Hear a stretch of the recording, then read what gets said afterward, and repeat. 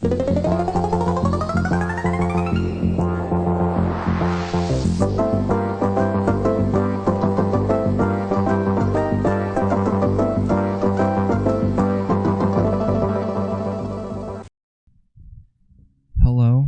and welcome to the inaugural episode of the Just Can't Talk podcast. I am one of two hosts. My name is Kit. And with me, I have my best friend, Jess. Hello. This was a hell of a time trying to set this up. What was it? Take like 2 hours, you'd say? Yeah, at least. It took like 2 hours to just fucking get the... Okay, first... The cat that we had, or my cat, Jess's cat, one of my cats, one of her cats, just like took a massive shit, and then it stank, and then he came up and laid next to us, and then he just wiped his ass just on the sheet, so we had to get that in the washer, and then I was like, okay, well I'm gonna get this set up while we do that, and it just the program I was working, WavePad, which was not working. It just wasn't wanting to connect the voice meter to... No, it connected the first time, yeah. And then the audio sounded like garbage, so we were like, all right, let's just adjust the audio levels and try this again. And then it just wouldn't record. No, it was just like, nothing's connected. It's like, yes, there is something connected, you stupid device. So here we are, like, almost 2 hours later, and... a room that's finally recording. In a room fluctuating with temperature and no cats in here. We're finally here to record our inaugural episode of the Just Can't Talk podcast, and I am already exhausted. I imagine you are too. Oh yeah. I couldn't believe it. Just I had to worry something was gonna happen. I just didn't expect it to be that long. Yeah, exactly. It just kept getting worse. It's just getting worse and worse. But it wouldn't be accurate if it didn't have any hiccups, Nope. That's very true. So anyway, this is kind of like an introduction episode slash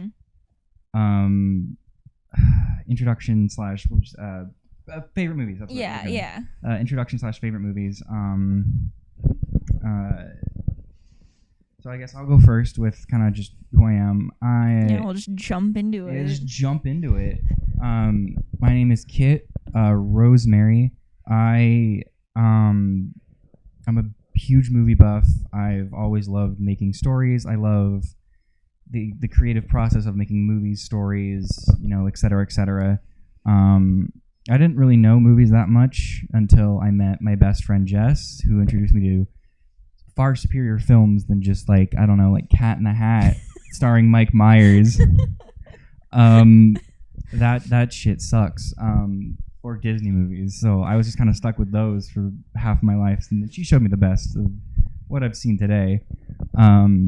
So yeah, that's pretty much me. I am non-binary. I go by they them, but she her is also okay. But yeah, I'm happy to start this podcast with my best friend, and hopefully it goes decently. Do you want to go next? Yeah. I'm Jess. I go by she her. Yeah, I just have always had a very strong love of film in general. It's just been something that has always kind of been a constant in my life is film. Ever since I was a kid, and I like most things about film, I guess. I like cinematography, the video, the visual, the audio, the acting, the story, everything really. And it's just been something in my life that has just been so integral throughout the whole thing. And yeah, I'm excited to be here, excited to try out doing this podcast format and stuff. It's not really anything I've ever done before, so I'm excited to try something different. Likewise, I'm very excited to do this, especially talking about we'll mainly talk about movies, but we also are going to talk about like TV and music and a lot just of kind of whatever we feel like talking about, pretty but much. it's mostly going to be kind of media focused. Yeah.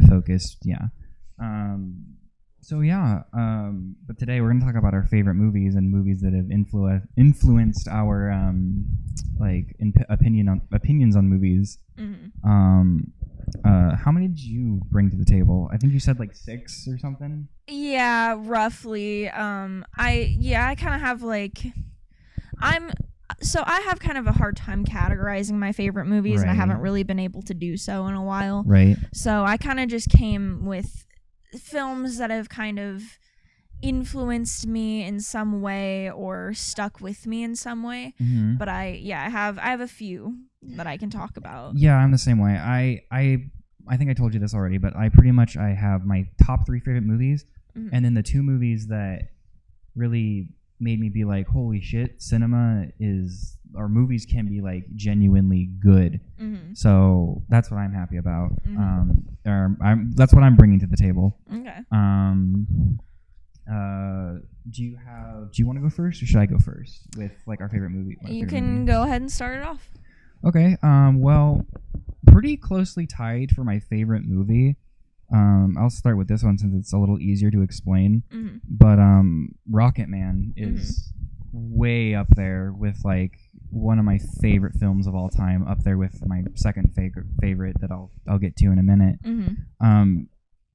Yeah, you showed me Rocket Man amongst most of these movies. Most of the movies we're going to talk about. But no, yeah, you showed me Rocket Man. You're like, oh, you got to see Rocket Man. It's so fun. And I was like, oh, okay, I'll get into it. And just immediately as the movie ended, I just had this huge smile on my face. And I was like, that was amazing. And like for the first like week, I was like, man, I just really want to watch Rocket Man again. Because it was so much damn fun.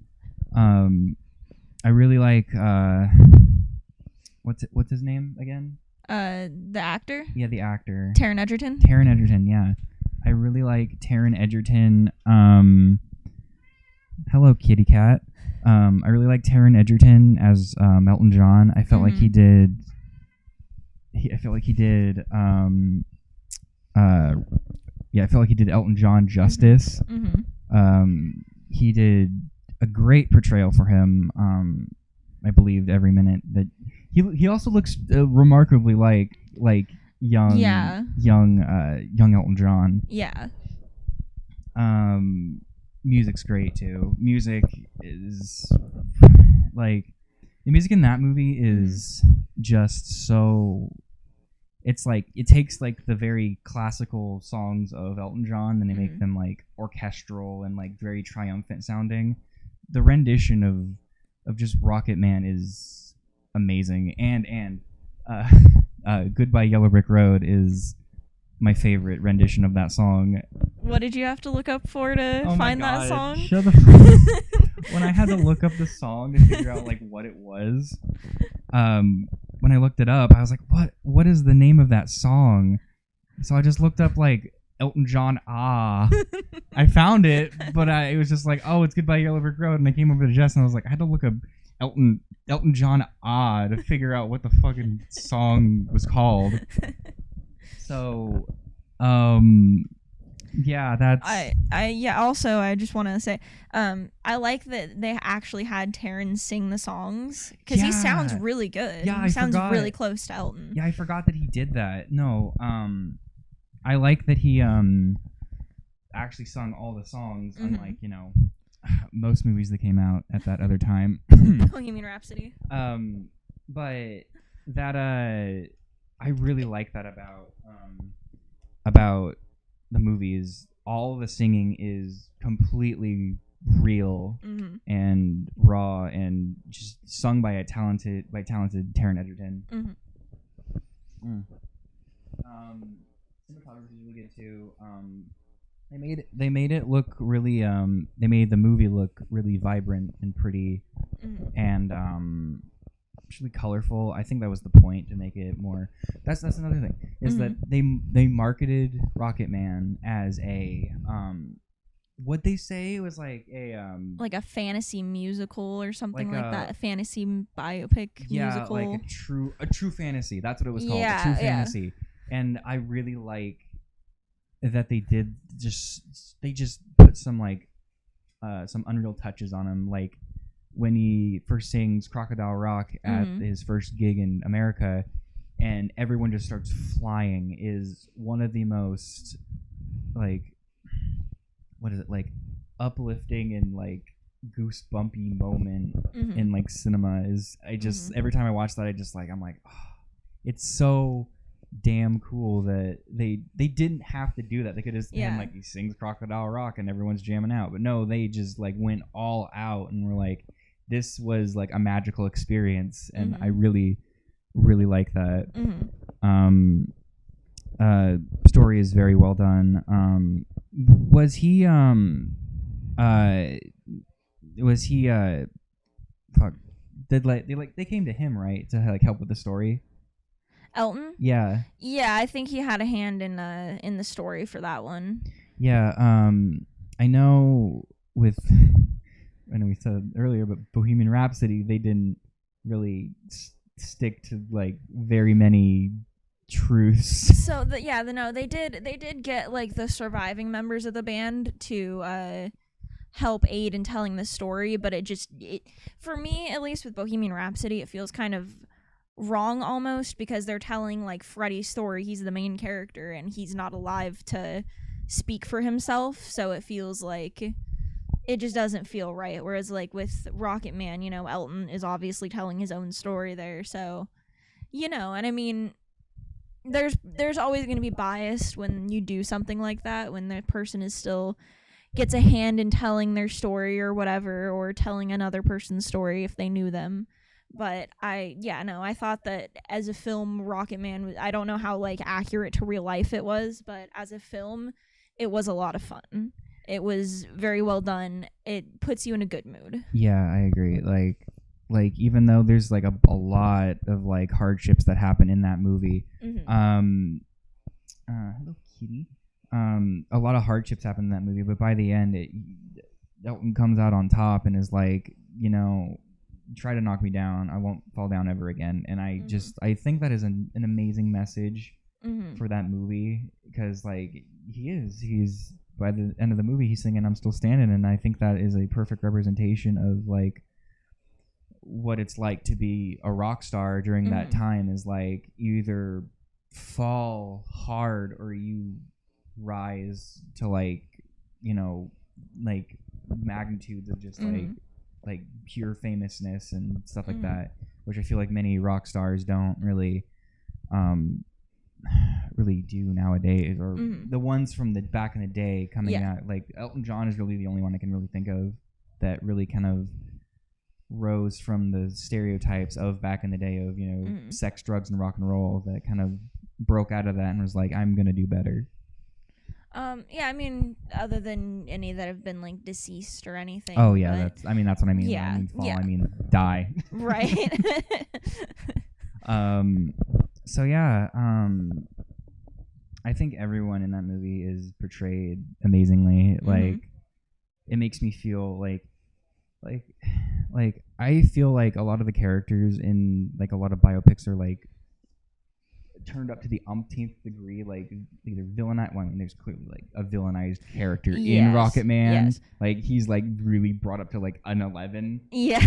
But everyone else, like his family, I feel like everyone's a little more murky. Like his father is a little bad, but he's like he still cares. He just doesn't know how to show it. And his mom is just she very much loves him and cares for him. She just worries and is very jaded. And I think that's a very realistic representation of like, you know, growing up as, you know, as like gay is like it's not, well, for some people, but it's just like it's just a very confusing time for everybody, not just the person who comes out, but you know, as just like the whole family kind of have to be like, okay, this is something new.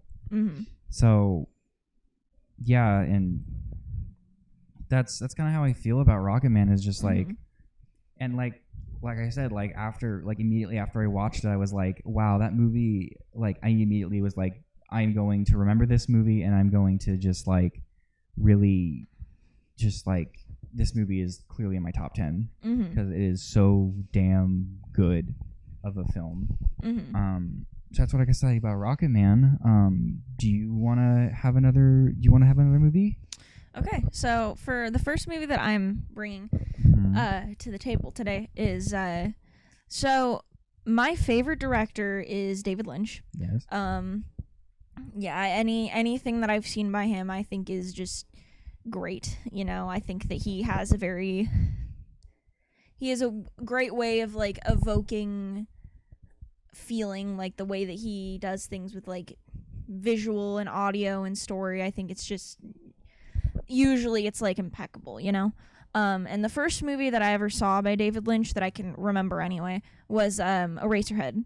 And when I first saw Eraserhead, I was like, that was like the first surreal movie that I saw.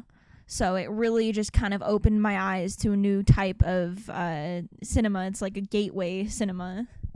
Yeah, it really is. I remember when you first showed me Eraserhead, and I remember it was when I was living with one of my family members, and I lived in like a makeshift fucking room that was like always like cold, and it was dark. And me watching that movie on like a small TV in the corner of my room and just watching it, I was terrified. I was genuinely terrified by the first time I like was watching it. I was like, I would like look over to Jess and I was like, how do you like this? This is terrifying.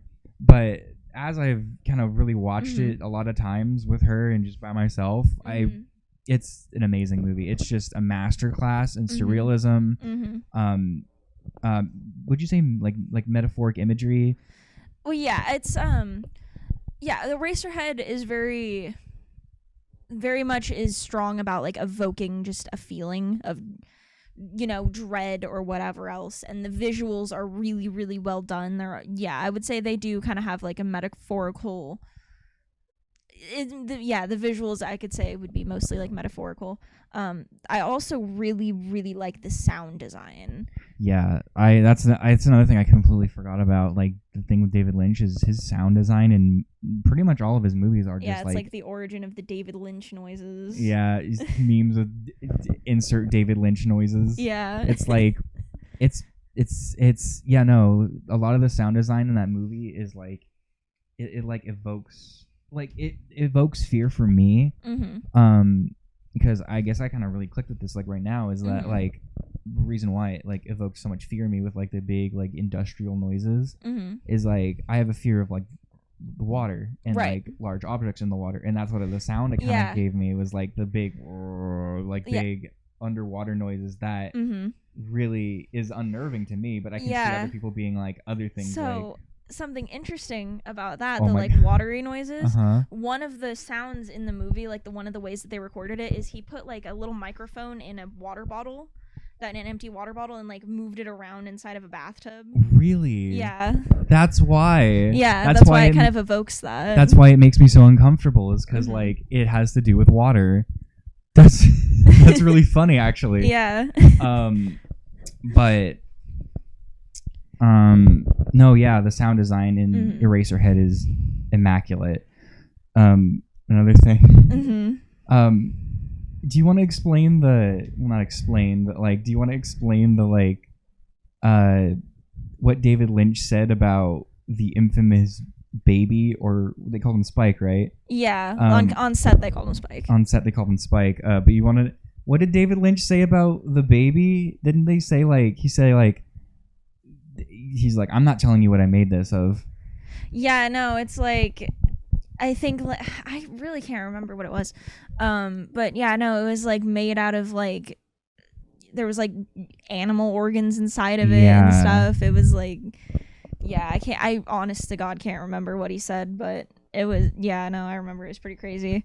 No, another thing that I do like about Eraserhead is, you can kind of view it through different lenses of genres. Like, it's not really, it's kind of a genreless film. It's kind of one of those movies that's just like, it's a movie. like, you know, horror is a really common thing that people kind of see it as. They see it as very like horrific, which there's a lot of like dark and horrific imagery, and that's kind of an easy way to see that. Yeah. But you know, you could also see it as like a drama or like even like a dark comedy, you know. Oh yeah. And it's like the story is very, what was it? It's like high concept? Yeah, it's like high or low I can't remember which one was which. It's one of the two. Yeah. But it's, you know, the plot is a very basic sort of like, it's just kind of like a man dealing with the perils of fatherhood to this baby that isn't exactly human. And I really think they also kind of give the character Henry, they give him like this you know, sort of like anxious feeling throughout, and it radiates really well. Like he just kind of gives off this aura of just anxious. No, yeah, you can really sense that throughout the entire movie. Like, I want to bring up that comedy bit again, like a dark comedy, because like one of the most like disturbing and harrowing and like creepy scenes in the movie, upon watching it multiple times, is fucking hilarious. Is when Henry goes over to his what's his girlfriend's name? I don't remember. Oh, okay. I don't remember if she's even given a name. Honestly. Oh well, he goes over to his girlfriend's house. Yeah. And he meets her parents, and they have this literally like itty bitty. Was it a chicken or was it like? Yeah, I think it's like a Cornish hen. A Cornish hen, that's what it is.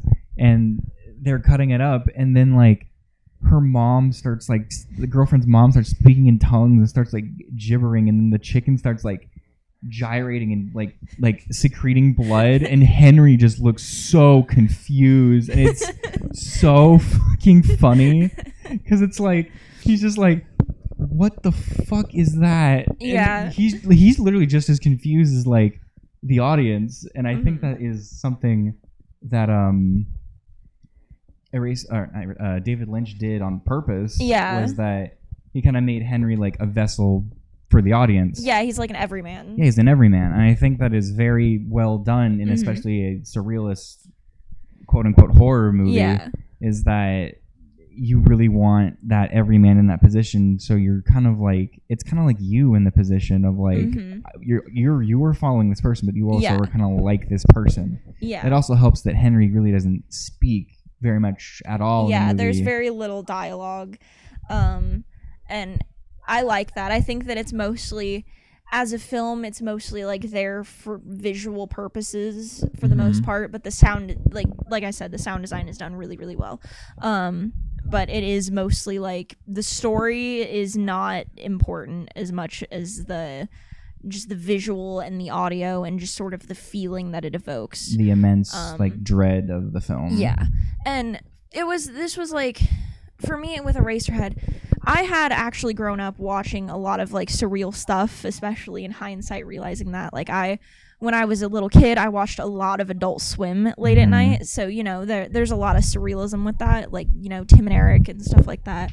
But this just kind of showed me a different, I guess, form of that. It's like, it's still on the same spectrum. It's still surrealism, but it's like a darker version of it. But it's still, I think surrealism is kind of great because it can be anything. Yeah, I agree. It can literally be like a surrealist comedy can be just like so weird, but also surreal horror can leave you like up for like days, which I think is super interesting about like the surreal subgenre. There isn't really a score for the movie. It's just kind of like David Lynch noises. I mean, the lady in the radiator does sing at one point, but that's about it. There's not really much when it comes to like music in the movie, which also I think adds to the sort of atmosphere of it. Oh yeah. I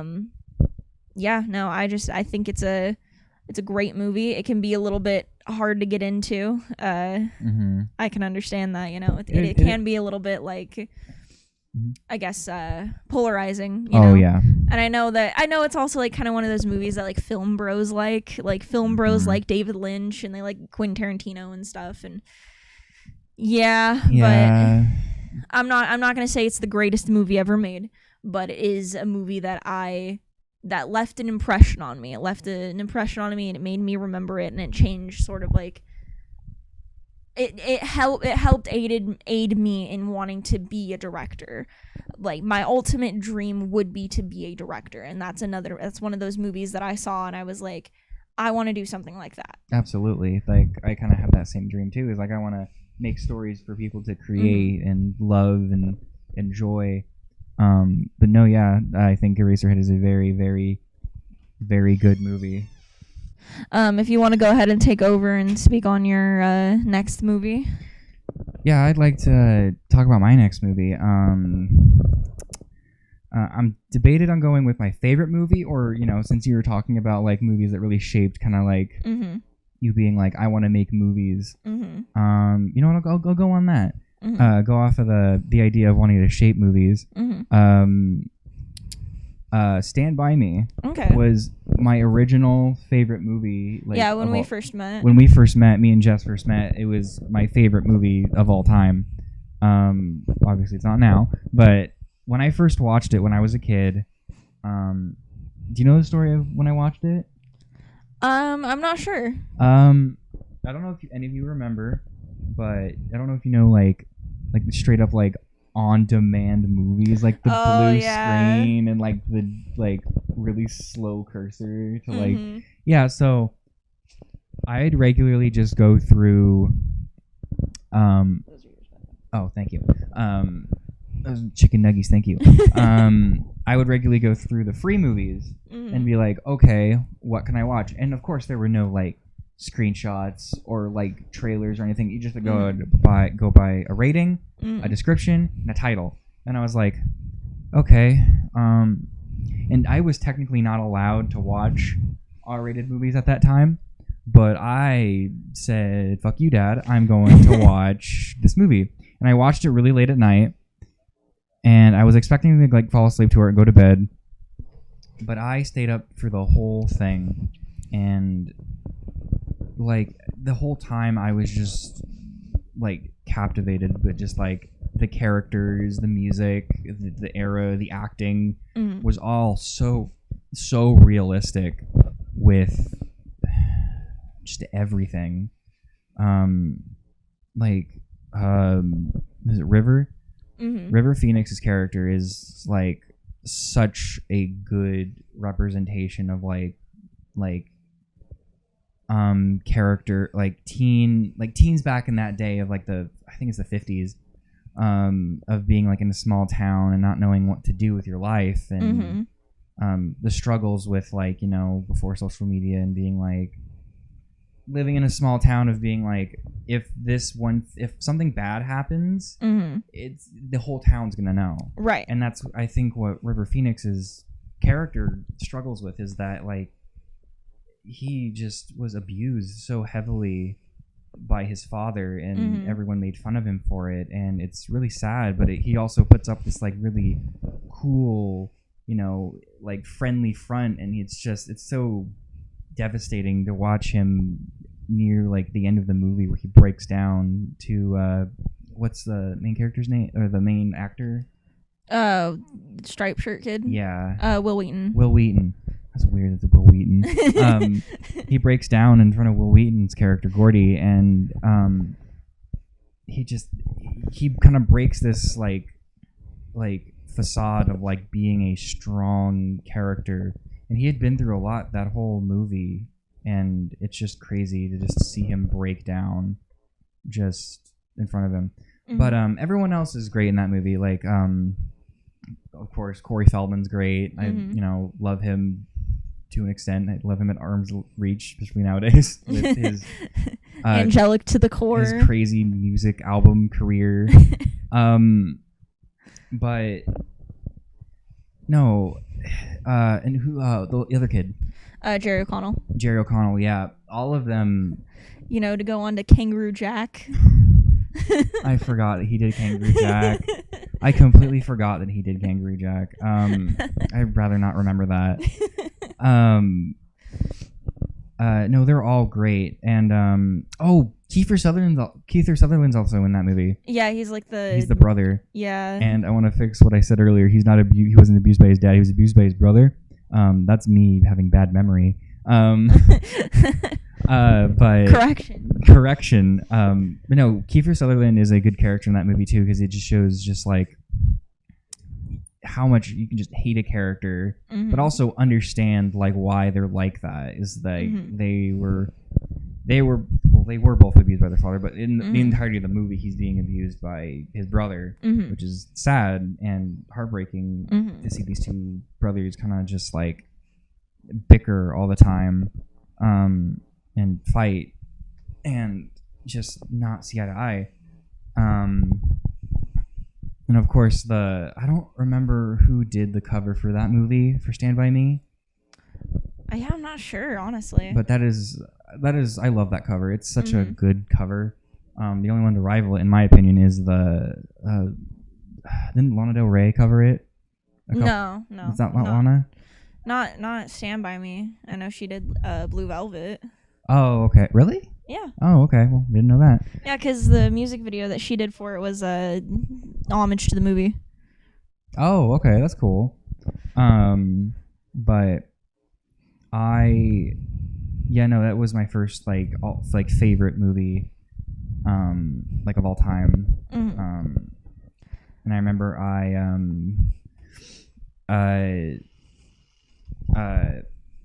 I remember when I met Jess, I was like, "This is my favorite movie," and she's like, "This is a weird movie." And I'm like, "You know what? Yeah, it is a weird movie." And she's like, "Yeah, I'll show you a bunch of other movies." No, it's not that it was a weird movie, because it's not. It's a pretty like basic.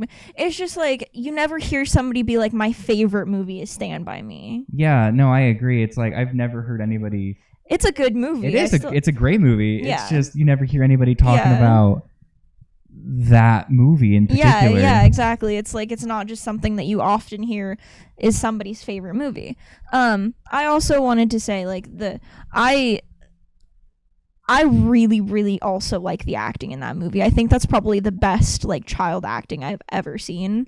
Or if not the best, one of the best, because it's so all the kids are really good in that movie. No, I agree. Especially River Phoenix. Oh yeah, River Phoenix. Yeah, he absolutely killed it. Was that his last movie? No. Okay. No. I couldn't remember. No. I think that was one of his earlier ones, because he died when he was like in his 20s. Oh, his like early 20s. Oh, okay. Yeah, no, he did an absolutely phenomenal job, and it's a very well done like sort of character story. Like it doesn't focus on a lot of the other stuff as much as it focuses on the characters. And I have opinions about Stephen King. I think most people do. Yeah, but I think as a story, it was a good story. I haven't read like his version of it or anything, but no, yeah, I think story wise, it was well done. No, yeah, I have not read because the original name of the story is The Body, and I haven't read it. I know it's a short story, and I know it's not very long, but they really like. I didn't even know it was a short story. I thought it was like a straight up book, but they straight up like made that thing like good. Like they expanded on it. They expanded on it in like, as far as I can tell, like the best ways. Another all-star kind of for the movie, Corey Feldman. Yeah, he is really good in that movie. Like the other, like he was the one that was abused by his dad in that movie. Yeah. In that movie, I think you're right. Because he has the ear that's like almost burned off. And it he just brings a a sadness. Like a very underlying sadness you don't really see, like you said, like the child acting in the movie is like top tier, amazing. And he brings this like this underlying sadness and this rage that you don't really get to see until like as the movie progresses. And I think that is such a good representation of that like trauma that kind of follows a lot of people around, a lot of children around, and the way that Corey Feldman kind of like shows it on screen is very, very accurate. And I think it's very well done on his part. Well, also considering that he was like at least kind of painted to be the like the comedic one out of the group. Oh, yeah. He was like the comic relief. So I like they gave him kind of a little bit more depth there, and wasn't just like we're gonna keep all the characters as like their archetypes. Yeah, exactly. I thought that they did a good job about giving all the characters some level of depth. Yeah, there's not a lot in much saying of like cinematography and stuff, but when it comes to like acting and music and just kind of like the whole tone of the movie, it is like immaculate. It's like, I don't want to say perfect, but it's like pretty spot on what they set out to do with like making this heartwarming yet kind of eerie story about children kind of figuring out who they are and trying to find a dead body, which in itself is a very sad scene when it comes to like the implications of like they're trying to find like just this kid's like corpse, and when you find it, it's just like there's no music, there's just it's just the sadness of the scene. Like they see him and then they're just like, well, that's him, what do we do now? And Gordy just like breaks down, and all he sees is his brother who passed away. It's sad, it's heart-wrenching to see him kind of just like blame himself for his brother's death and kind of project it onto this body, which I feel like all culminates in like this ultimate scene of just pure emotion. Because then Kiefer K, like weed. Kiefer Sutherland's gang comes and are just like, hey, we're gonna take the body and get the reward money. And then Gordy just straight up pulls up a strat on him like a gun and just like aims at him, and it's just like, whoa, okay. And Kiefer's like, oh, you're not gonna shoot me. And he cocks back the hammer. He's like, all right, suck my dick, I will shoot you. And he's like, all right, and then just leaves. It's like one of the best like confrontational scene, like realistic one too. It's like, that's what I like about it. It's like super realistic when it comes to like the confrontational part. There's no like big fight, there's no big like no one dies. It's just like, you come any closer, I'm going to shoot you. Okay. And he leaves. And I think that is very realistic. So yeah, I really like that was the movie that really changed my outlook on cinema and really made me realize that I want to make movies or make stories of some sorts. And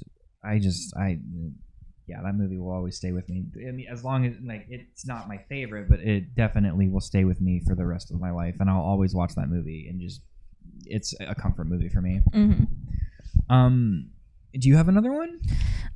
So yeah, the next one that I'm gonna kind of go on was so we saw this when it first came out, like in theaters. Me, Kit, my fiance, and our other friend, we went and saw this, and it just completely just like stayed in my mind ever since then, and that is Midsummer. Oh my god, Midsummer is so good. Since the first time I watched that in theaters, that movie has not left my mind. It's just so the visuals are absolutely immaculate. I love the visual contrast of that movie, especially like, it is like it's like a dark movie, like a horror quote unquote movie, right? And it all takes place during the day. Like the whole thing is during the day, minus like maybe one or two scenes. And I think that's so, it's cool, it's different. You don't see that very often with horror movies. You see them mostly take place at night. So I thought that was really cool. And I know it's not like the first movie to do that or anything. I just thought that it was really well done. And I like the, when they're like taking, when they take the mushrooms and stuff like that, and they take the mind altering drugs, you can see like the visual cues on the screen that they did. Like there's like, it'll like move subtly and stuff like that. I think that's so well done. Yeah. During with the mind altering drug scenes, Did you notice that? I think I told you this before. In the climax, like during the climax of the movie, where they're taking Danny like to the ceremony and like, to like dinner and stuff. If you look in the trees, you can see faces. Yeah. I remember when I saw somebody talking about that, and I was like, I hate that. And that's something I want to bring up about the movie. The movie's not scary. Like, I won't say it's scary, but my God, it has some of the most like unnerving scenes for collectively. There's so many scenes that just made me so viscerally uncomfortable. Yeah. Like the whole time. Like, I think I said this before. Like, I think Midsummer is like my favorite opening to any movie. Yeah. The scene where Danny's sister. Yes. Where Danny's sister like commits suicide and like kills her and her parents along with herself. It's just so unbelievably disturbing. How it follows the like the gas, like a hose. Through the house that's connected to like one of their cars, and it just follows it through the house, and then when you turn a corner and you just see the like pipe that is strapped to, I don't remember her name. I don't remember either, honestly. But Danny's sister has the pipe that's strapped to the car downstairs in the garage to her face, and for the life of me, I will remember that, like that image of Danny's sister's face, like with the exhaust fumes going into it. It is a haunting visual. With just it's just realistic, and that's why it's so scary. No, I think I do want to say something kind of on that opening scene. Is I do like it, but it I've seen a lot of arguments about it being like a really bad portrayal of mental health, and I kind of see that. I do wish that it kind of would have been done a little bit better, but yeah, like, because, you know, I mean, we don't need any more stigmatization of mental health issues, but yeah, no, I absolutely love the cinematography in this movie. I think it is so it's so like nuanced with a lot of the things in it, and I think it's really well done there. You know, the story isn't anything revolutionary or anything. You know, it's kind of just basically the Wicker Man. Yeah, it's the Wicker Man, pretty much. But I like the way that they kind of did it, because it was still different in a lot of ways. I thought the acting was really well done. Florence Pugh was amazing. I love Florence Pugh. Florence Pugh just like, as soon as I didn't know her at all until I saw that movie, and now she's like one of my favorite actresses. Yeah, just no, from she that was movie alone. She was incredible. She really, really killed it. So you know, all kudos to her for that role, because she really, really killed it. I like the whole theme of kind of gaslighting and her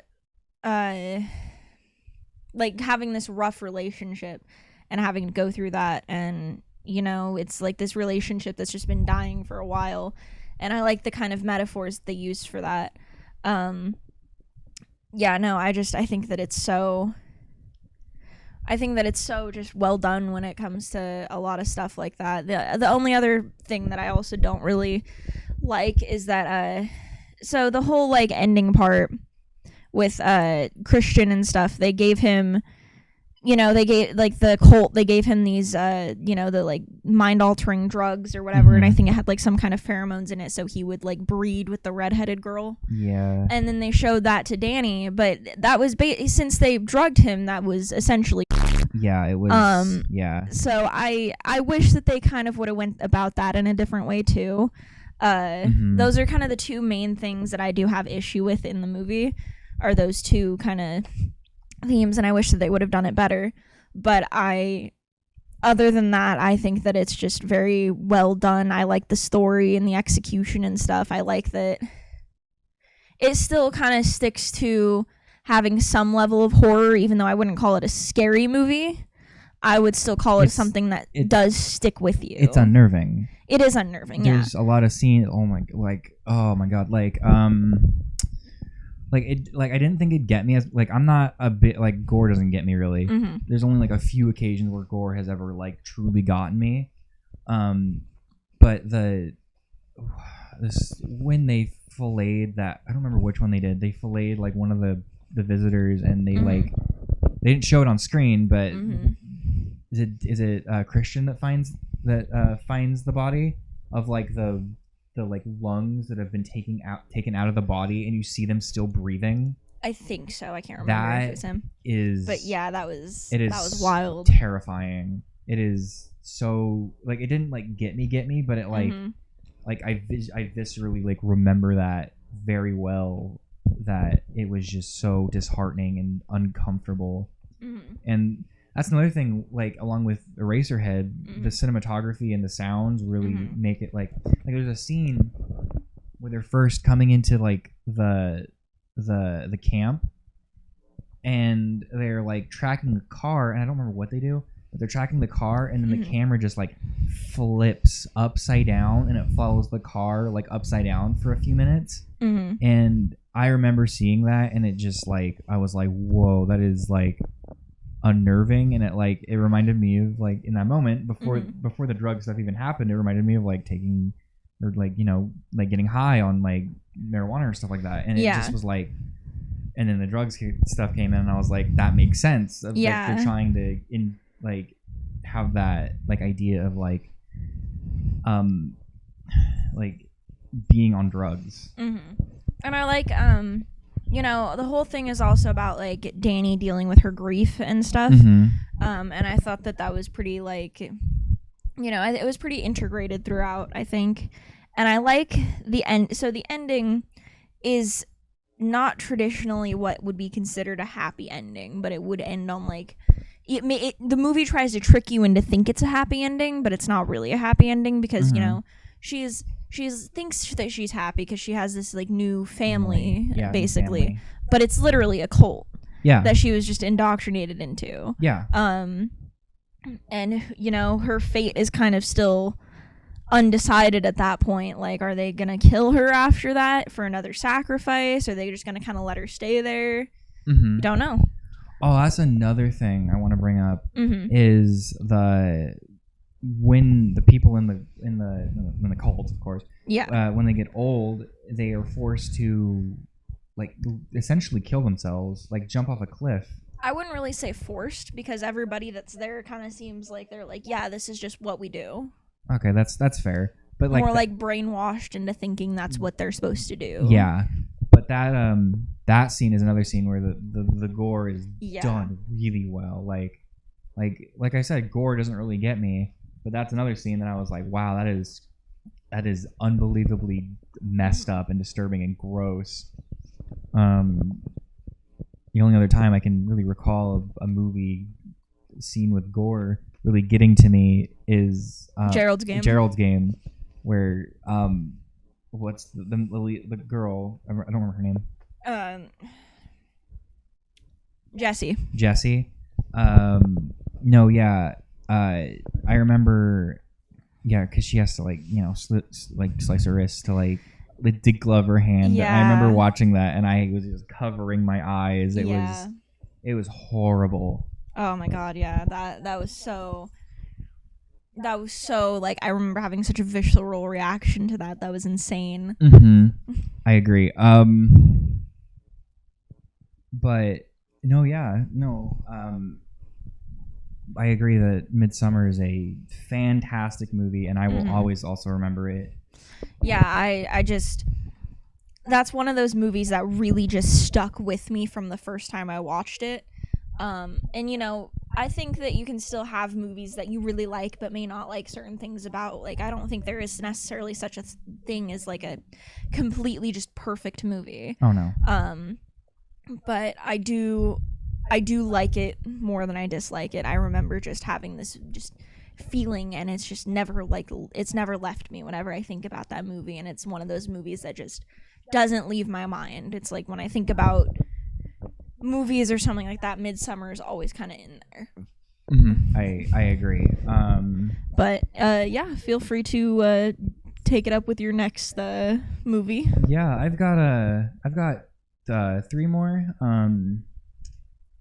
Well, since I talked about it earlier, I'll probably talk about my favorite movie, my favorite movie. which is probably it's a one not a lot of people have heard of. I didn't even know what it was until you guys showed me it. It's called Hedwig and the Angry Inch, and it's also a musical. I didn't realize I liked musicals until I really formed my. Everybody thinks that they hate musicals until they actually think about it. Exactly. Like I didn't think I hated them. I just was like, oh, musicals really aren't my thing. And then I realized, wait, the top 3 of my favorite movies are musicals. So yeah. I also want to say that Hedwig was also actually on my list, so I'll probably chime in a few times on this one as well. Really? Yeah. Really? Okay. I originally had Train Spotting on my list. Yeah. But I switched it out with Stand By Me because I was like, that movie affected me a lot more than I love Train Spotting. Train Spotting is amazing, movie. But I think Stand By Me had a better impact or for you a bigger impact at least. So yeah, Hedwig is about it's a musical about this trans girl that had a botched sex reassignment surgery to leave Berlin during the Berlin Wall days, and she leaves with this man that he's like, oh, I'll marry you if you leave the country with me, and then they get married and leave, and then the guy abandons her, and then pretty much she just starts her own punk rock band, and it's just a blast watching it the whole way through. That's another one of those movies where I just had a smile by the end of it because it's so uplifting and nice. It gives off midnight movie vibes. It does give off midnight movie vibes. And I also want to bring up another thing that you actually brought up to me a while ago that I think is very true because I couldn't really pin down that feeling until you really said something. This movie, whether you're watching it with headphones on a TV, it still feels like you're at a concert because all the musical numbers are is it diegetic or is it? Oh, I can't remember. I can't remember either. Either way, yeah, they're still set within the story because she's performing the songs. Yeah, all the songs are like sung there, and I think that really, really helps me because every time I'm watching the movie, I just am captivated by all the musical numbers because it just feels like you're at a musical. Yeah, no, I do. It's that movie. I haven't seen like the stage show or anything, but me neither. The movie, at least, when I watched that the first time, I was like, this really captures what it feels like to be at a concert. It sounds like you're at a concert. It has like that sort of just vibe. It kind of the way that it shows, the camera, the way that it works and stuff like that. It really feels like you're at a concert. And I think that's really, really well done, especially for a movie like that where playing live music is so integral to the plot. Yeah, I agree. Like I don't know how they did it. It's like you can feel the music. It's crazy. You can just feel the music in the. Like, I know that sounds stupid, but like you can feel the music. Just like you can feel it. Like you're at a concert. It's so crazy, but it's so like beautiful and like it's just a great experience to watch the movie. But the acting is really good. Who didn't the actual director? Didn't the director play the main character? Yeah. So John Cameron Mitchell. John Cameron Mitchell. He wrote the story and the screenplay, or the stage play and everything, and originally performed Hedwig in the original stage play, and then also directed the movie and played Hedwig in the movie as well. So it's very it still kind of stays within the same spirit as the stage play and everything. It still stays pretty true to form there because it's still the same person making it all the way through. So it doesn't lose a lot of the translation. Yeah, the translation. An aspect of the movie that I really like. There's not just there's another character in it that that I personally really relate to, which is it Yitzhak? Mm-hmm. Yeah, Yitzhak is the main character's name is Hedwig. Hedwig's just kind of like a bandmate, and They're married. oh, they're married. My bad. They're married. And she is also like a trans woman, and the characters played by aren't they played by like an actual trans woman, or are they just played by a woman? No, so the character is male to female, which is revealed in kind of the end, but it's kind of like teased throughout. But with the stage show, they always have Yitzhak be played by a female, and then they have Hedwig be played by a male. What is she doing? I don't know what Gigi's doing. Yeah, so it is. So the character of Yitzhak is played by a female throughout the whole time. Yeah, and I think that is very. I think that's very in spirit of the story itself. Is like, you know, be true to who you are, really inside. Mm-hmm. And I really relate to Yitzhak a lot, especially like since I'm like trans femme and gender non-conformative and stuff like that. Yeah, and that's something that I did want to kind of say about Hedwig is that I don't know if Hedwig would be considered a trans woman. No, yeah. Because by the end, Hedwig is kind of more like gender non-conforming, kind of just being like... So, the gender reassignment surgery was not something that Hedwig was like, I want to be a woman. It was like, this is what I need to do to leave, you know, my oppressive country. Mm-hmm. And then throughout that, I'm gonna say she for the time being because that's how they refer to her throughout the whole movie. Yeah. Is that she is kind of like, okay, well, you know, I had this botched sex change, but I'm gonna kind of just live with it and, you know, move on. But by the end of the movie, like she sheds her wig and everything and just kind of like leaves and walks away just completely like naked. So I think that I don't know if that would be more considered being like gender non-conforming in that sense or what exactly. I am far from being like the expert on this because I'm cis, but yeah, I honestly, that's why I'm interested in your take. Yeah, I could see it like either way.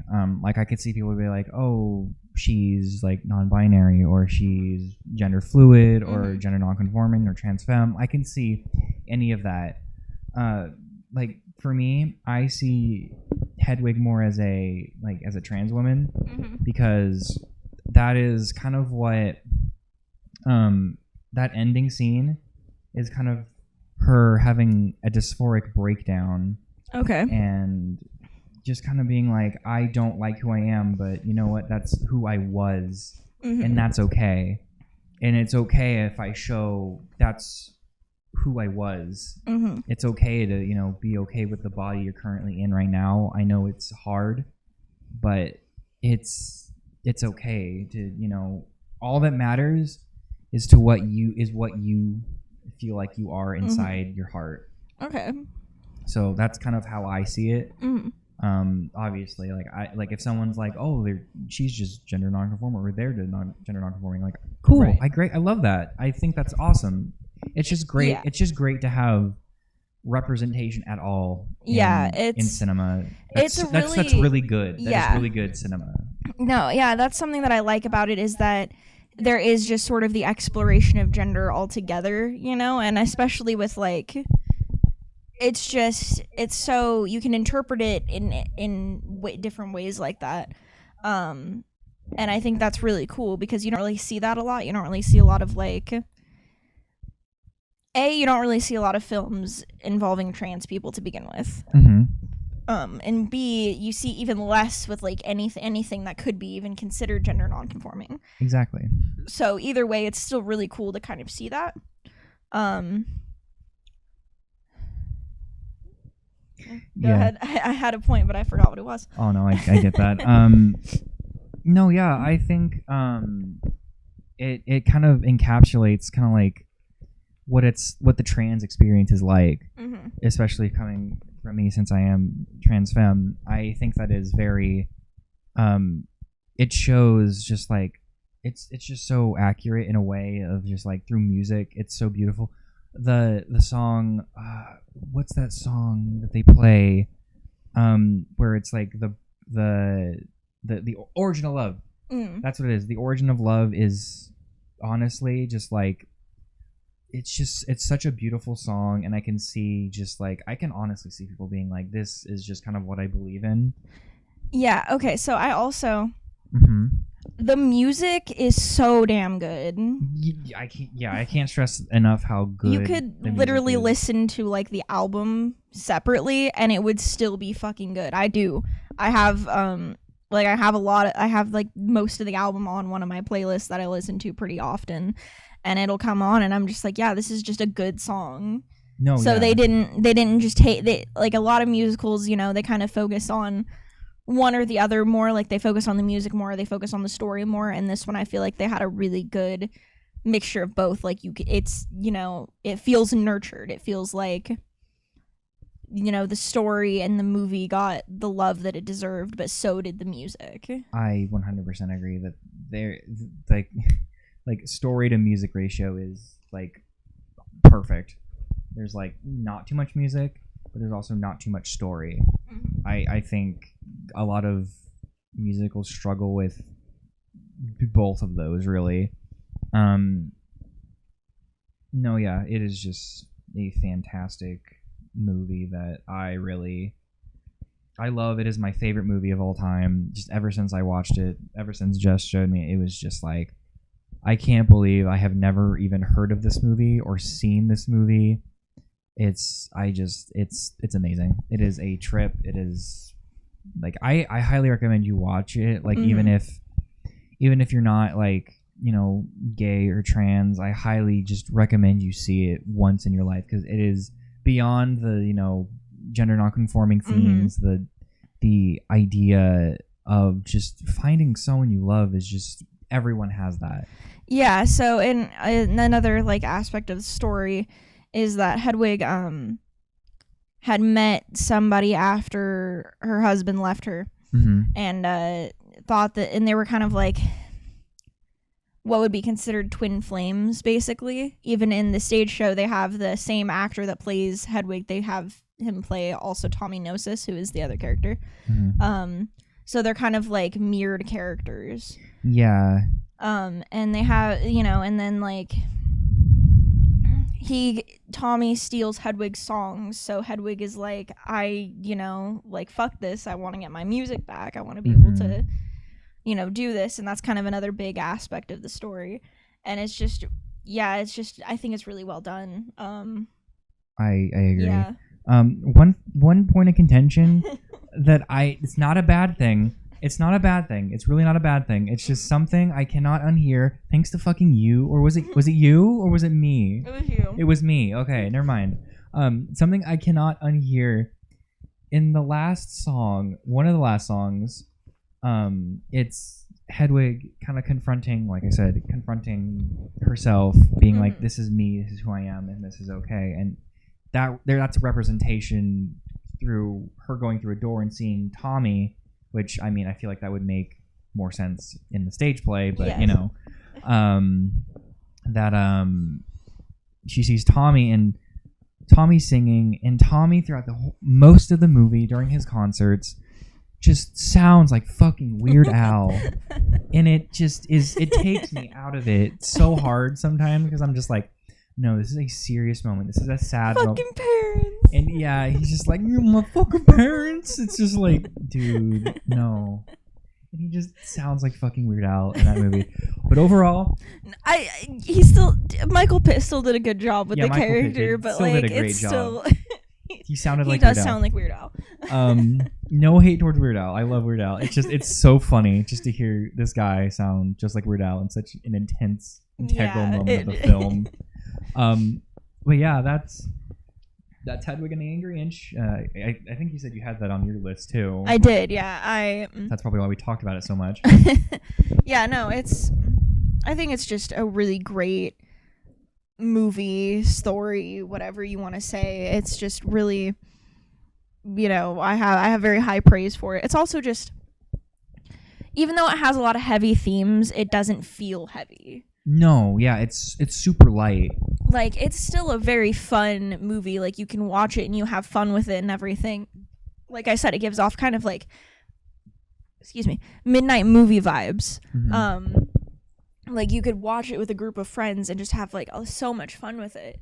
But it still has like a big heart behind it all. Yeah. It still has all of these like important to talk about themes, you know. There's still a lot there. But like, it has substance, but it's still a fun movie. Exactly. And that's something I really, really love.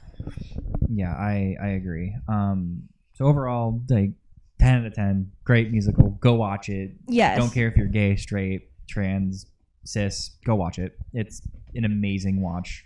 Agree completely. What's your next one? I'm curious since you said you don't. Hedwig was one of them. Yeah. So a lot of the movies that I like are also kind of unfortunately film bro movies. Yeah, I have one on here that I'm waiting to talk about. So my next one is also kind of one. It's not like I wouldn't say it's not like Tarantino or anything. Okay, I was like, it's not fucking Pulp Fiction. Yeah, I was like, I swear to God, if you say Pulp Fiction, it's not fucking Pulp Fiction, but it's Drive. Oh yeah, Drive.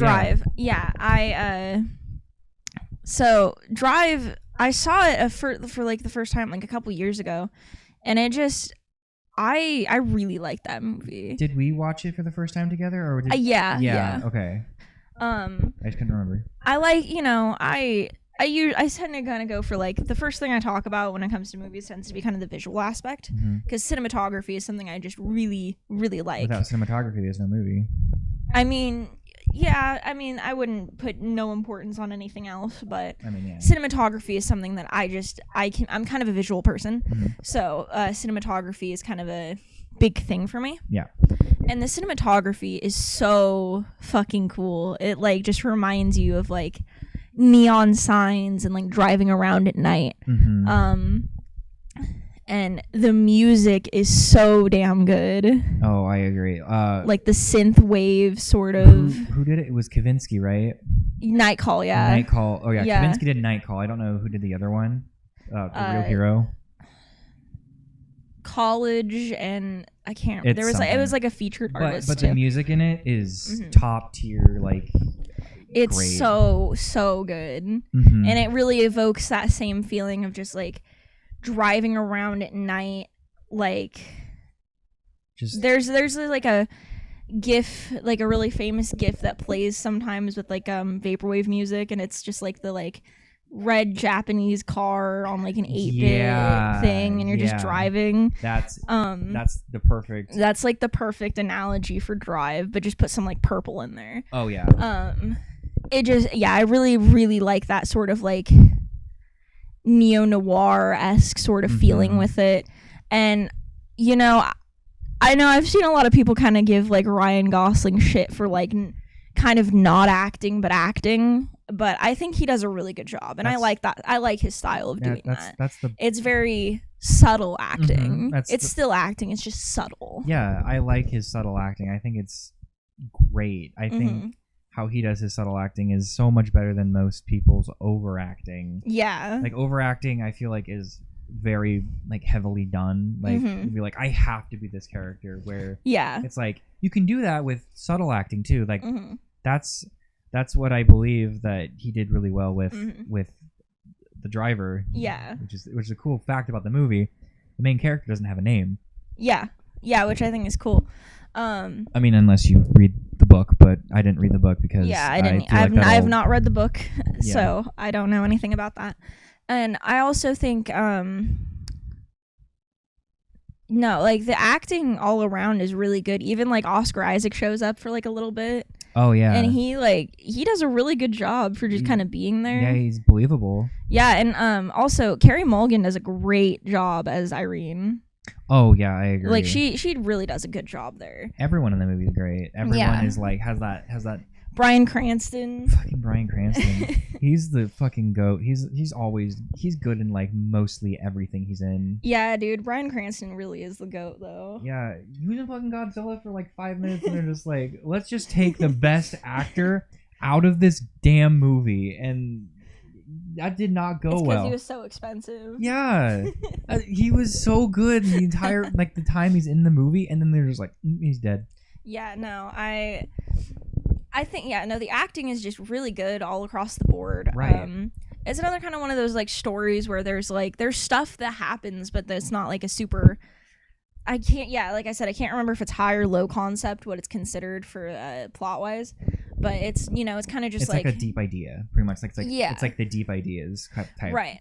It's more focused on the characters and the setting and other things like that rather than the plot. Mm-hmm. And I like a lot of stories like that. Mm-hmm. But no, I like it's kind of just it's like a stunt man who's also a getaway driver, and it's kind of like him navigating his life with having a thing for this mom, and her husband was in jail, and and it's just I like it a lot. I like the neo-noir-esque style. Oh, what the hell was his name? The bad guy. Oh, hang on, I'm gonna look it up. It's not Ron Perlman, is it? No, it is not. It's wait, isn't he? I know he played fucking Marlin. He's Nemo's dad. I don't remember his name. No, he does a really good job too. If you want to hear Marlin from Finding Nemo drop the F-bomb 500 times, there you go. There's a movie for you. No. Oh, hang on. I'm looking it up. Get his name. Computer. No, Ron Perlman's in it, but he's not the bad guy. Yeah, Albert Brooks. Yeah, that's right. Yeah, no, he fucking absolutely destroys that role. He is so fucking menacing. Yeah, he's scary. And it's like he's fucking Marlin from Finding Nemo, but he just absolutely just kills that role. It's so damn good. Mm-hmm.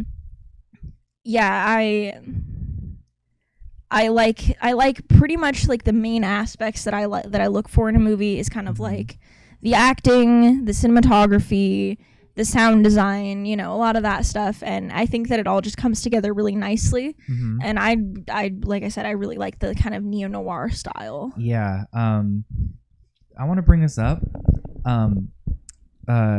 And you'll probably back me up on this. Mm-hmm. Don't watch the trailer for this movie. Oh my god, do not watch the trailer. It makes it look like fucking Fast and Furious. They make it look like Fast and Furious, and it is a slow burn. It is a hardcore slow burn, drama with it's a character study drama, pretty much. Yeah. It's a character study on the driver, and yes. The morality of being am I good, am I bad, I'm just a person. Yeah, he's what I would consider a true neutral character. Oh, absolutely. And I think that's really cool because you don't really see a lot of that, and I think it's just kind of done really well. Yeah. No, I was gonna say do you want to bring up a scene, but I don't want to bring that scene up because it is a perfect scene. Well, I'll just kind of say the elevator scene. The elevator scene. I won't go into it for the two people that haven't seen this movie. Literally. But no, the elevator scene is really, really fucking good. The cinematography, the way that it's shot, the slow sort of. You can see all of the emotion there without a lot happening. There's no dialogue the whole scene, mm-hmm. and you can just see the emotion on Ryan Gosling's face, and it's so fucking good. It just turns. Oh man, yeah, it's a great scene. Absolutely. Won't spoil it for the people because for the two people that haven't seen it. It's one of those movies, it's one of those movies. I know we've spoiled the hell out of these other movies, but they're all pretty mainstream. I mean, minus Hedwig, but Yeah, I mean, that's why I'm kind of But this is one of those movies that it's just this is another one of those movies where you just have to see it to just kind of really feel what we're talking about. It's that vibe of just the vibe of just the neo-noir aesthetic and synthwave and outrun genres of music and stuff like that. And it's I would say from just being for being a cult classic, because this movie did terrible when it came out. I think it's I think it's critically acclaimed though, so I don't think it can be considered a cult classic. But no, I would say this movie really brought synthwave and outrun and that vibe to the forefront, really, and made it popular again. Yeah. One of the big ones. Yeah. No, yeah, it's really, really good. Yes, it is. It's a good movie. All the movies that we're talking about are good. Oh yeah. Except for like fucking Kangaroo Jack and Cat in the Hat. No, bad movies. Don't watch those. Do not watch those. Yeah, I think that's kind of the main points that I had to say. So you can take it away with your next one. All right. Well, I've got a film bro movie that I've literally had people stop talking to me over because. Oh, I know what this is. because I've literally had people be like, before Hedwig was my favorite movie, they were like, oh, what's your favorite movie? I'd be like, oh, Fight Club. Be like, I literally had someone be like, why? And I'm like, oh, it's just a fun movie. And then they blocked me. And I'm like, okay, well, I would really hate it if you found out my favorite director's Tarantino. I wonder what they would have said if I was like, oh, my favorite director's Tarantino. That's why I don't say that anymore. Because I'm just like, my favorite director is Wes Anderson, which he's one of my favorites, but right. I think Tarantino is my favorite. But anyway, Fight Club used to be my favorite movie because I just thought it was so deep and so meaningful and like amazing. It's good. Yeah, it's good, but there's definitely better movies out there. And this. I do want to say though, I think that person asking you why Fight Club is your favorite movie is fair.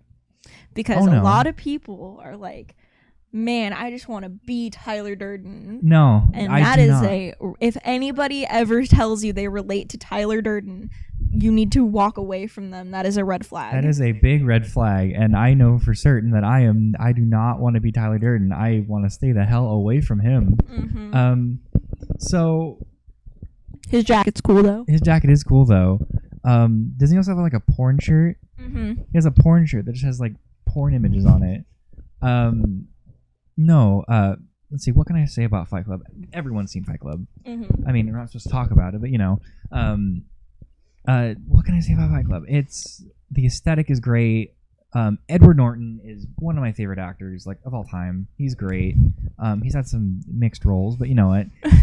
Collateral Beauty. Collateral Beauty was kind of a dumpster fire, but he does really well in the movie, making him like a sympathetic kind of like loser who doesn't know what to do with his life, and you know what? I can relate. But he kind of. I won't spoil it just yet, but he meets Tyler Durden and he just changes his life. They decide to just beat the crap out of each other for just like no reason, to just kind of like relieve stress, anger, sadness, and that's kind of like what the point of the movie is that you gotta just kind of like be okay with yourself in a way, and so you don't go crazy. Yeah. There's also like one of the scenes that I like remember is like fucking Edward Norton just like beating the shit out of Jared Leto. Oh yeah, something we've all wanted to do, you know. After Suicide Squad. Yeah. See, the man, Jared Leto just looks like a damn lizard, dude. He just looks like a damn lizard. Lizard Jesus. He literally looks like Lizard Jesus. Anyway, no, the music is really good. It's like it's like a perky kind of like punk core. It's weird. They also have like interspersed like elevator music in between it with like the punk and stuff, and it's a bizarre movie for like bizarre people, I guess I would say. Normal porn for normal people. No.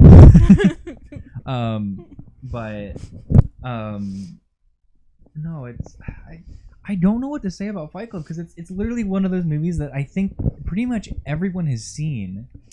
The twist makes no damn sense. No, it doesn't. For the one of the biggest twists in cinema history, 3, 2, 1.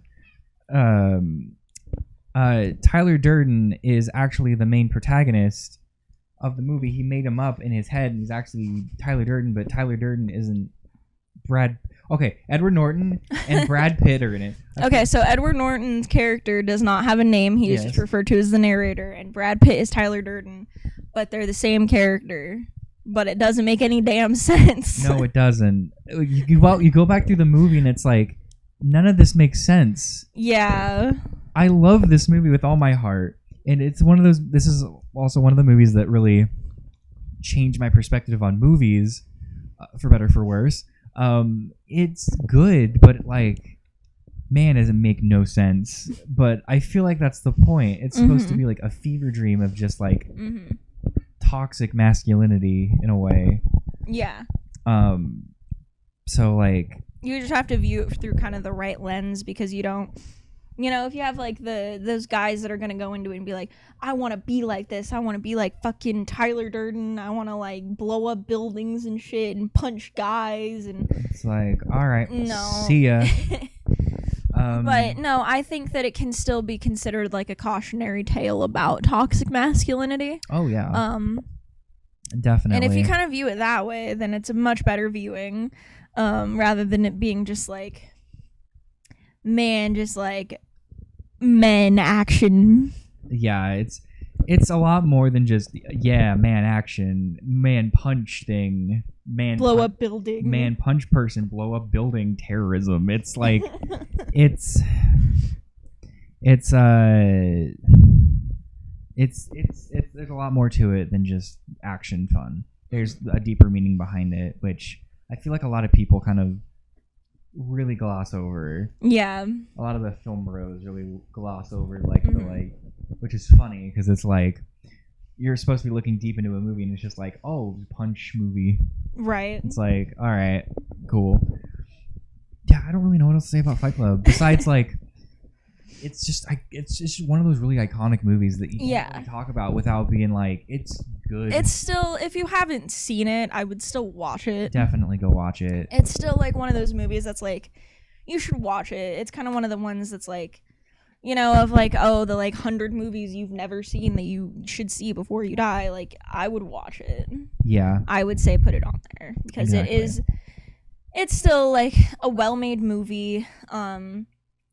The cinematography is really cool. You know, the sound design is really cool. Like, it's pretty solid in those areas, at least. Yeah, I agree. So, yeah. Fight Club. It's good. I just don't know what to say about it. It's just everyone's seen Fight Club. Yeah. Go see Fight Club. If you haven't seen it, go watch it. We just spoiled the hell of it. I don't care. Yeah. Go watch it. Remember, don't talk about it. What's your next movie? Okay, so my next movie is, you cannot spoil this movie. Oh, you can't.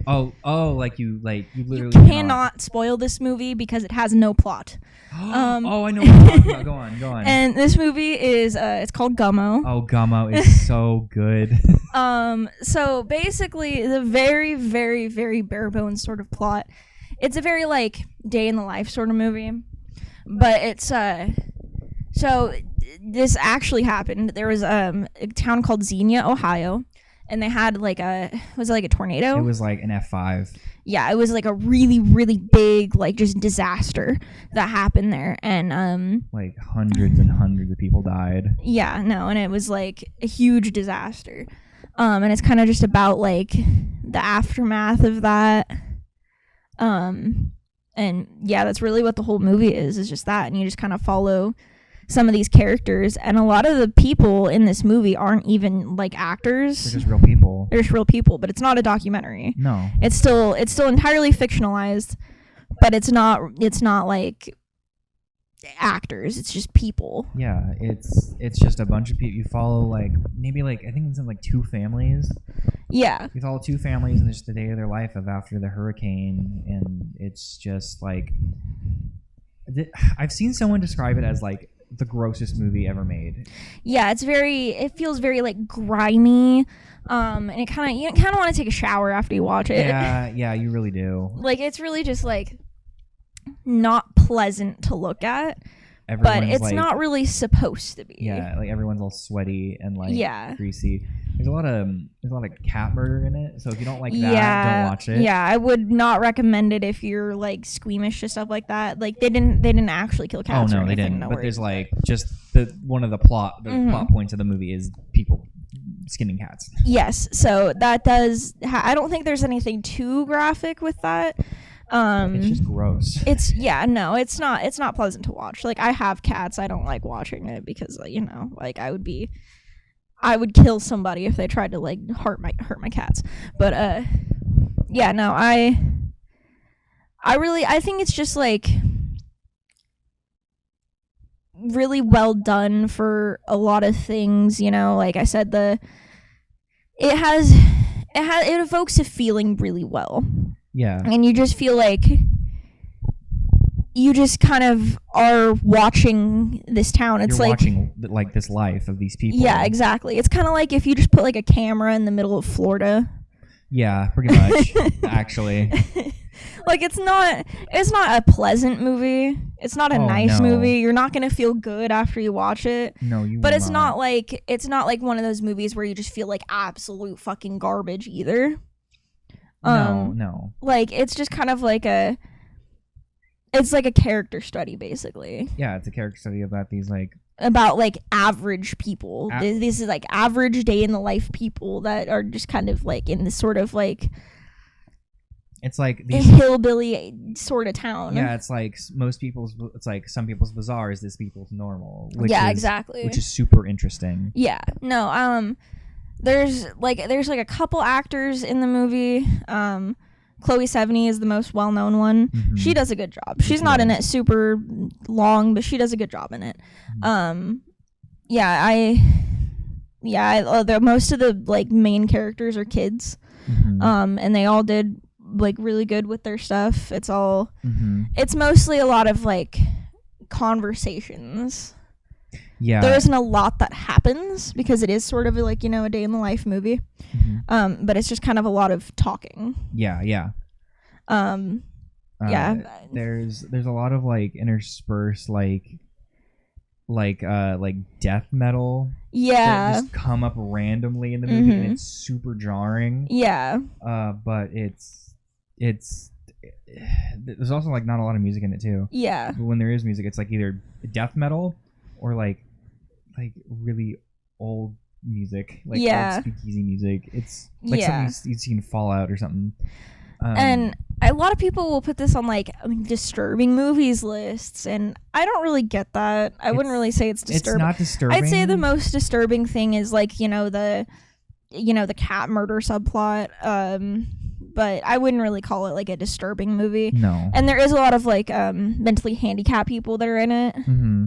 So, I guess you could be like, I don't know. I guess it's just something that people aren't really used to seeing. Yeah. But it doesn't feel like exploitative. Oh no, as far as I know, no one was exploited. Mm-mm.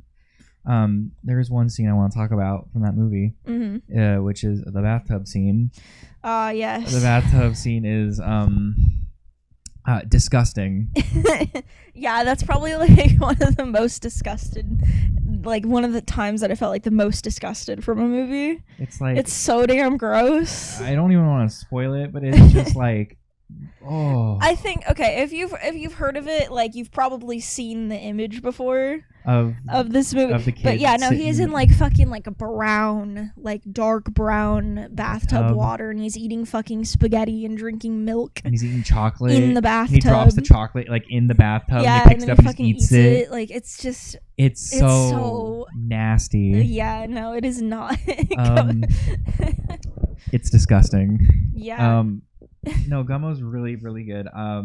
Yeah, you showed me that. No, we both watched that one together, right? Yeah. Yeah, we both watched that one because we're like, what is this movie? Because we heard people it's disgusting, don't watch it. It's gross. Yeah. It's really bad. I don't remember if we watched Kids first and then we're like, yeah, we'll watch this next or what. I think we watched Kids first. Yeah, I think we watched Kids first. Which is a story for another time. That's a weird movie.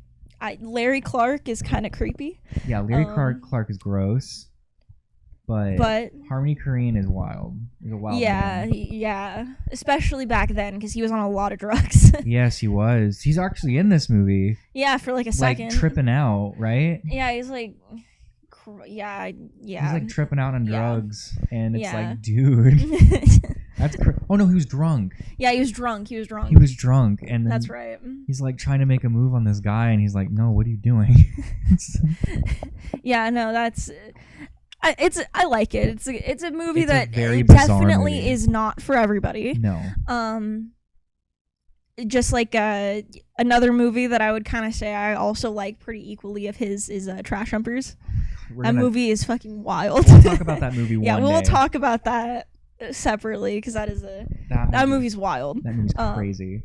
Yeah, but Gummo, I like it. Gummo's great. Gummo is incredible. It's weird. It's wacky. It's insane. It's gross. It's Gummo. Yeah, exactly. You can't really describe it other than anything like that, and it's not a movie that you could really spoil. No, it's not really a movie that you could in like. it besides like just people being people. Yeah, don't go into it expecting anything to be like super disturbing because I feel like everybody always puts it on these disturbing movie lists and it's really not, at least not in my opinion. No, it's not disturbing really at all, honestly. Yeah. But you go ahead and go next with your next one. I got my last movie that I'm going to talk about, which is my last movie on this list, which is my third favorite movie of all time, which is Swiss Army Man starring Daniel Radcliffe and Paul Dano. It's about, and I quote, Yet another musical. Yet another musical. Partially. It's not a complete musical, but it's classified as a musical. Yeah. It stars Paul Dano, stuck on an island, stuck in the forest, with Daniel Radcliffe, who is a farting corpse. That is literally the movie. He is a farting corpse that talks, and he can do a lot of different things like fart and spray water out of his mouth to give Paul Dano survivability with, get a boner compass. Yeah, he gets a boner, and it's a compass that points due north. His arm is like a karate chop that can cut wood. This movie's insane, dude. Mm-hmm. This movie is fucking bananas. Like I said, it stars Paul Dano. I need to see more Paul Dano movies because he is great in that movie. And Daniel Radcliffe is just a legend. He's a fucking massive legend, dude. Mm-hmm. He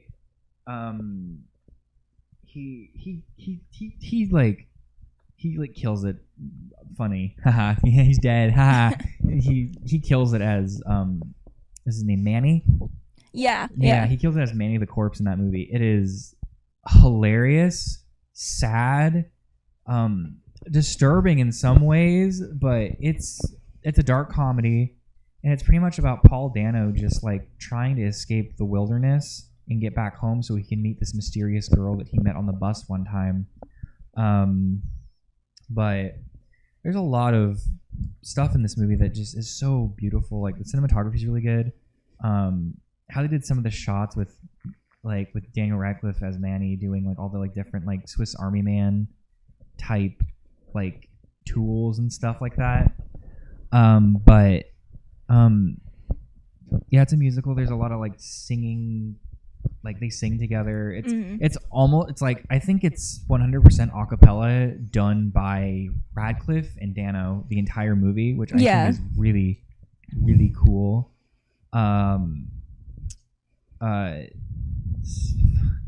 Blanking here.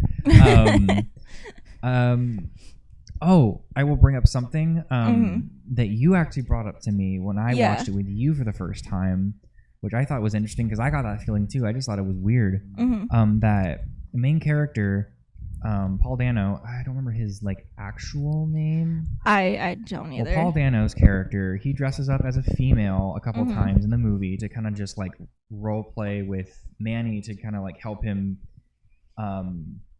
because Manny doesn't know what the real world is because he's a corpse and he doesn't remember anything about his past. So Paul Dano is trying to like be like, hey, this was your life before you died, and he dresses up as a girl to like kind of tell him what love is. And you had an interesting point after the movie of that Paul Dano's character is trans. Yeah. And I was like, oh my god, I thought that exact same thing. I just thought it was fucking crazy.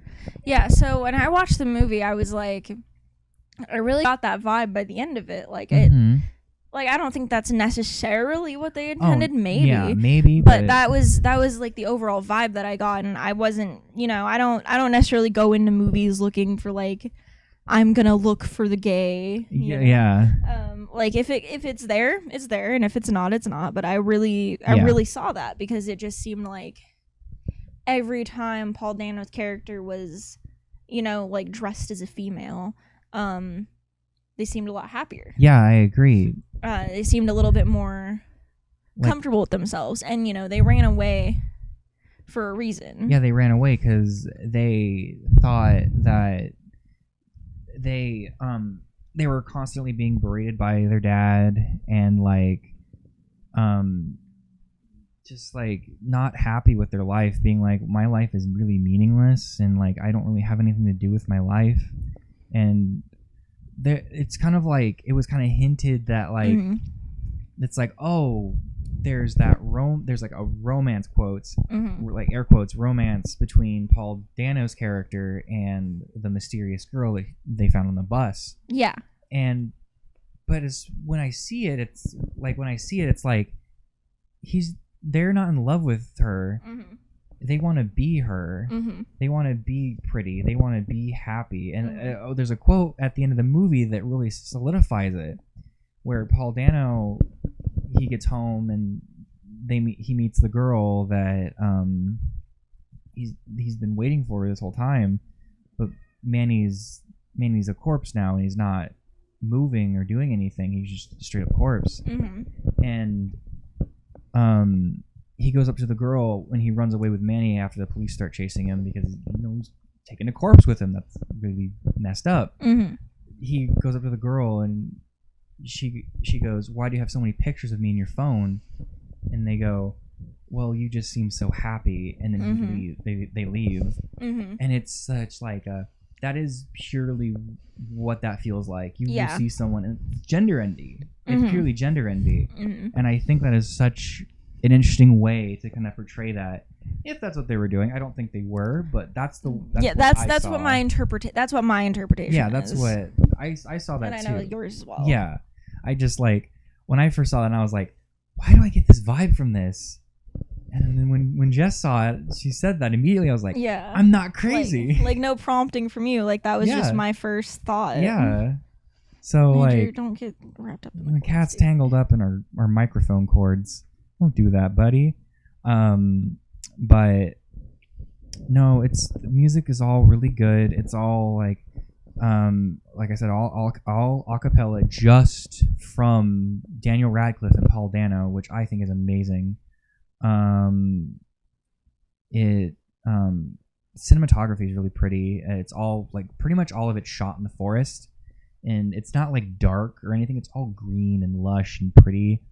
And they have a lot of blues and a lot of greens and a lot of like really pretty colors. And there's a couple of shots where it's like, oh, they're partying in the woods, and it's like, it's showing like there's a lot of people, but there's actually not a lot of people. It's just a bunch of like mannequins they found in the woods that they like put up to like make this like makeshift camp and like, just be happy on the woods while Manny is, like air quotes, falling in love with Paul Dano's character. Don't eat the pizza bites, kitty. No. Don't eat the pizza bites. But no, the first time I saw this movie, it was I saw it in theaters with my dad. My dad did not like it. He's like, that is too weird. Why is he farting? And I was like, oh man, I was like, man, this movie's so good. And he's just like, why do they have to make him fart so much? It's just weird. He's just farting too damn much. It's for the comedy. It is for the comedy.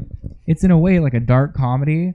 In a way, it's really funny. There's a lot of sad bits, but it's the whole thing is like being like, just be happy with your life. It's like you only live once, and like it's like you get to be you. Just be you, like unabashedly you. Be right. You. So and I like that. I like that about that movie. That's really all I got to say about So Sorry Man, because it's just like great. Yeah. Do you got one more? Or? Yeah, I do. Okay. I have one more. This isn't technically a movie. Oh. And it's also something that everybody's talking about right now. Oh my god. You're gonna bring this up here? Yeah. Hell yeah. Okay, go ahead. but it feels like cinematic enough to like that I would kind of consider it a movie. We had that discussion before. Yeah. But Inside, Bo Burnham's Inside. It's so. It is. Good. Yeah. No, I think there's pretty much overwhelming praise about this. Mm-hmm. So I'm probably not going to talk super long about it because I think most people have kind of said like how fucking amazing it is, because it is. It's just so damn good. Like, you know, him doing it all by himself, you would not have guessed that because it's so well done. Yeah. He did everything by himself and you wouldn't even know. Yeah, you know what you said about Hedwig, where it's like you could just listen to the album. Oh my god, yeah. That's another one of those things, because when you said that, I was like, oh, we have to talk about Bo Burnham's Inside at some point. Mm-hmm. And then you bring it up, and we're like, yes, we get to talk about Bo Burnham's Inside. Yeah, no, the songs are so good. I think that's what most people even know from it. Like, you've heard at least like Bezos 1, or like. Any of the songs, all the songs, yeah, like no, like I mean, all the songs are pretty, especially if you're like on TikTok, like you probably have heard them. But all the songs are so good. Like they're even like the not as strong songs, they're still really strong. Yeah, there's no song that's just like bad. It's just oops, all bangers. Yeah, it's like a no skip album right there. Yeah, everything is great in this movie. Yeah, no, like you know, and Bo does a really great job. You know, and this is like, it's technically considered a special. Notice I don't use the word comedy special because it's not necessarily a comedy. It's more dramatic than just being a traditional comedy. Like, yes, it's funny, but it's also really sad. Yes. And yeah, there's just so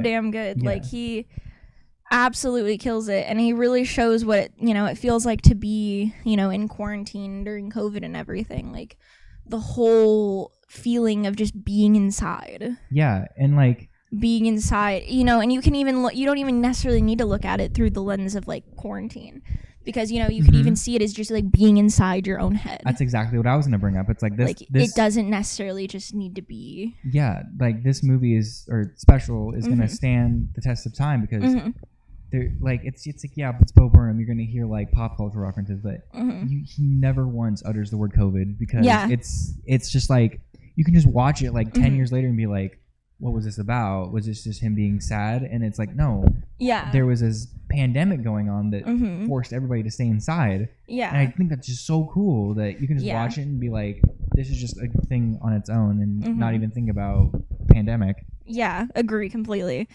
I mean, I don't have a lot to say, because there's just like, it's just that good that like you just have to watch it. It's just a feeling, you just if you haven't seen it, watch it. I know that the overwhelming praise and everybody talking about it and stuff like that probably deters some people. Yeah, I get that. I get that way a lot. When somebody talks about something just too much, I'm like, okay, no. But honestly, watch it. It's so fucking good. Yeah. So yeah. Hell yeah. That's all my movies. That's all I got. So I'm happy that we finally got this done after all the mishaps that we had of trying to get this to fucking work. Yeah, really. We finally got it done and getting through with it. Yeah. So thank you guys so much for listening. Yeah. I hope you like the inaugural episode of the Just Can't Talk podcast. Expect more to come. I don't know when. We don't have a schedule yet, but make sure to stay tuned and hit that subscribe button. Subscribe, hit the bell.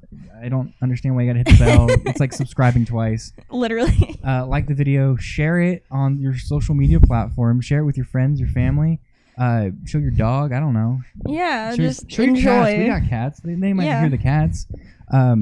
Like, subscribe, and we'll see you later. Talk about more movies and music. Media. See ya. Good night.